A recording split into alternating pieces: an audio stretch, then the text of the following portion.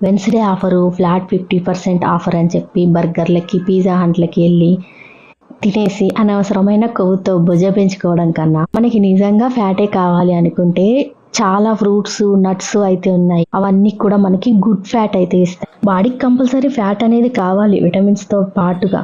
కానీ అది good food నుంచి తీసుకుంటేనే కరెక్ట్ గా అబ్జర్వ్ చేసుకుంటుంది. కానీ ఈ రోజుల్లో మనం అలా ఇస్తామా చెప్పండి? కేఎఫ్సీలు ఉన్నాయి, బర్గర్ షాపులు ఉన్నాయి, పోయి కూర్చొని తినాలా.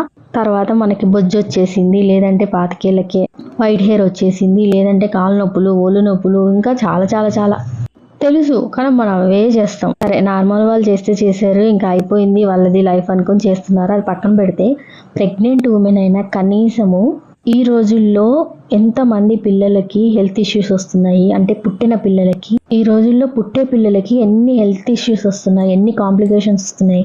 అదంతా కూడా మనం ఇచ్చే ఫుడ్ వల్లనే కదా. అట్లీస్ట్ ప్రెగ్నెంట్ ఉమెన్ అయినా ప్రాపర్గా ఫుడ్ తింటే బేబీ అనేది చాలా హెల్దీగా ఉంటారన్నమాట. ప్రెగ్నెంట్ ఉమెన్కి చాలా అవసరం ఉంటుంది బాడీలో, విటమిన్స్ అని, ప్రోటీన్స్ అని, ఇలా చాలా అవసరం. ప్రతి ఒక్కటి మనం మెడిసిన్స్తోనే కంప్లీట్ చేయలేము. కనీసం మనం తినే ఫుడ్, నట్స్, ఫ్రూట్స్, ఇలా మంచి ప్రోటీన్, ఫైబర్ ఉన్న ఫుడ్ అనేది తీసుకుంటే ఇంకా మిగతావి ఏమైనా ప్రాబ్లమ్స్ ఉంటే ఇంకా తప్పదు అనుకుంటే మెడిసిన్.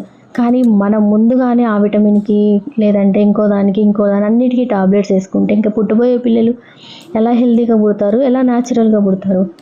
ప్రాపర్గా ఎరువు, నీరు పోస్తేనే కదా పంట అనేది చేతికి వస్తుంది. అది చేయకుండా మనకి లాస్ వచ్చిందంటే ఎలా?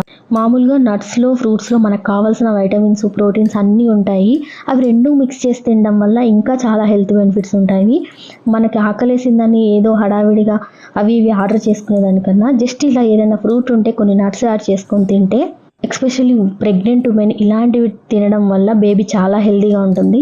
కొన్ని ఫ్రూట్స్లో మాత్రమే ఇలాంటి ఫ్యాటీ ఫ్రూట్స్ అనేవి ఉంటాయి. అవి చాలా మంచిది, మనకి గుడ్ ఫ్యాట్ అనేది వస్తుంది.